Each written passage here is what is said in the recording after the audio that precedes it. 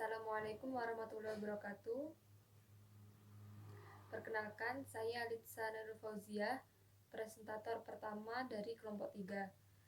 Di sini kelompok 3 akan menjelaskan tentang model-model pembelajaran tematik. Model-model pembelajaran tematik dibagi menjadi 4. Yang pertama, interaksi sosial. Yang kedua, pengolahan informasi. Yang ketiga, persoalan humanistik. Yang keempat, modifikasi tingkah laku. Di sini saya akan menjelaskan interaksi sosial dan pengolahan informasi. Model interaksi sosial pada hakikatnya bertolak dari pemikiran pentingnya hubungan pribadi atau interpersonal relationship dan hubungan sosial atau hubungan individu dengan lingkungan sosialnya. Dalam konteks ini, proses belajar pada hakikatnya adalah mengadakan hubungan sosial dalam pengertian peserta didik berinteraksi dengan peserta didik lain dan berinteraksi dengan kelompoknya.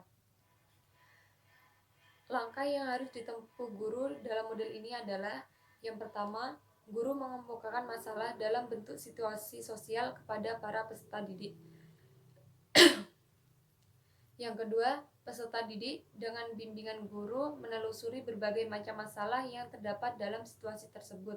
Yang ketiga, peserta didik diberi tugas atau permasalahan untuk dipecahkan, dianalisis, dikerjakan yang berkenaan dengan situasi tersebut. Yang keempat, dalam memecahkan masalah belajar, peserta didik diminta untuk mendiskusikannya. Yang kelima, peserta didik membuat kesimpulan dari hasil diskusinya. Yang keenam, membahas kembali hasil-hasil kegiatan. Yang kedua, pengolahan informasi. Model-model pembelajaran pengolahan informasi pada dasarnya menitikberatkan pada cara-cara memperkuat dorongan internal atau datang dari dalam diri manusia untuk memahami dunia dengan cara menggali dan mengorganisasi data, merasakan adanya masalah dan mengupayakan jalan pemecahannya, serta mengembangkan bahasa untuk mengungkapnya. Beberapa model dalam kelompok ini memberikan kepada siswa sejumlah konsep, sebagian lagi menitikberatkan pada pembentukan konsep dan pengetesan analisis, dan sebagian lainnya memusatkan perhatian pada pengembangan kemampuan kreatif. Beberapa model sengaja dirancang memperkuat kemampuan intelektual umum. Yang termasuk ke dalam kelompok ini adalah: yang pertama, pencapaian konsep. Yang kedua, berpikir induktif. Yang ketiga, latihan penelitian. Yang keempat, pemandu awal. Yang kelima, memorisasi. Yang keenam, pengembangan intelektual. Yang ketujuh, penelitian ilmiah. Dalam hal ini akan dibahas satu model pembelajaran yang termasuk dalam pendekatan pembelajaran pengolahan informasi, yaitu pencapaian konsep atau konsep attainment. Selanjutnya, materi ketiga dan keempat akan dibacakan oleh rekan saya, presentator ketiga dan keempat. Sekian dari saya. Wassalamualaikum warahmatullahi wabarakatuh. Assalamualaikum warahmatullahi wabarakatuh. Di sini saya Hamisa Karoma sebagai pemateri kedua NIM T 2018-4026. Di sini saya akan membahas tentang persoalan humanistik. Persoalan humanistik yaitu mengaitkan topik dengan konteks yang ada dalam kehidupan nyata siswa sehari-hari. Misalnya kita mengaitkan konteks yang ada di pelajaran, lingkungan kita bersih misal.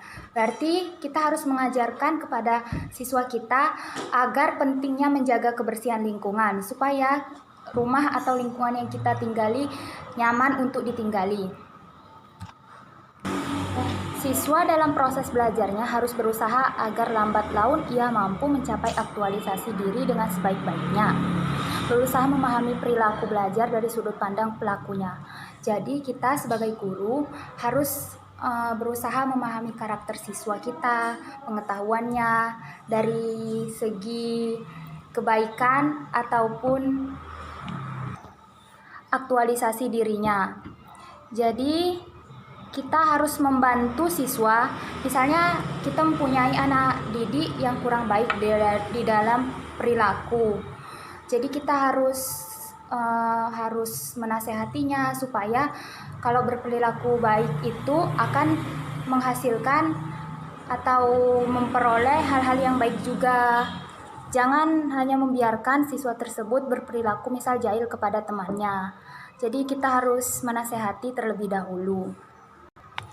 Pembelajaran humanistik ini atau persoalan humanistik ini cocok diterapkan pada materi-materi yang bersifat pembentukan kepribadian, hati nurani, perubahan, sikap, dan juga analisis terhadap fenomena sosial.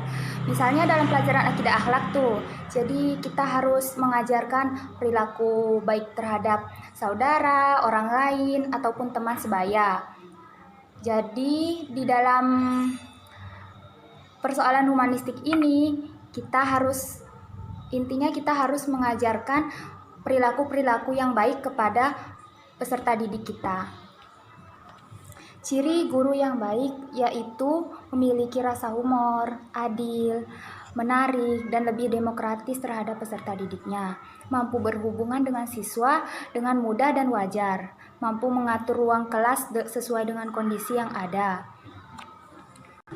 Sedangkan guru yang tidak efektif yaitu guru yang memiliki rasa humor yang rendah, mudah menjadi tidak sabar atau marah, suka melukai perasaan siswa dengan komentar-komentar yang tajam, dan tidak peka terhadap perubahan yang ada.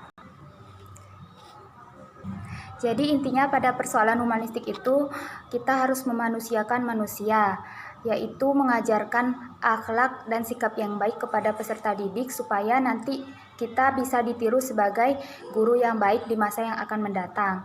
Sekian, selanjutnya akan dilanjutkan oleh pemateri ketiga. Assalamualaikum warahmatullahi wabarakatuh. Perkenalkan, saya Hania Miftahul Zuhroh, NIM T 2018-429. Saya di sini sebagai presentator ketiga. Di sini saya akan menjelaskan tentang modifikasi tingkah laku.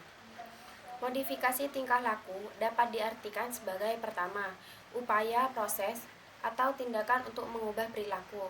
Yang kedua, aplikasi prinsip-prinsip belajar yang teruji secara sistematis untuk mengubah perilaku yang tidak adaptif menjadi perilaku yang adaptif. Yang ketiga, penggunaan secara empiris teknik-teknik perubahan perilaku untuk memperbaiki perilaku melalui penguatan positif, penguatan negatif, dan hukuman. Atau yang keempat, usaha untuk menerapkan prinsip-prinsip psikologi hasil eksperimen pada manusia. Di sini ada beberapa pengertian modifikasi tingkah laku menurut para ahli. Yang pertama yaitu menurut Eysenck. Modifikasi tingkah laku adalah upaya mengubah perilaku dan emosi manusia dengan cara yang menguntungkan berdasarkan teori yang modern dalam prinsip psikologi belajar.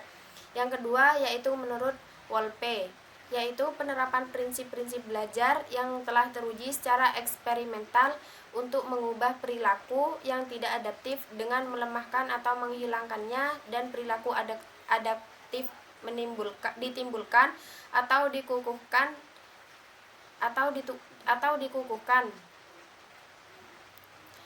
Dan selanjutnya yang menurut Hana Panggabean, modifikasi tingkah laku adalah penerapan dari teori Skinner, sering juga disebut sebagai behavior therapy, merupakan penerapan dari shaping, penggunaan positif, reinforcement secara selektif, dan extinction. Merupakan penerapan dari shaping, penggunaan positif, reinforcement secara selektif, dan extension. Cukup sekian presentasi dari saya. Wassalamualaikum warahmatullahi wabarakatuh.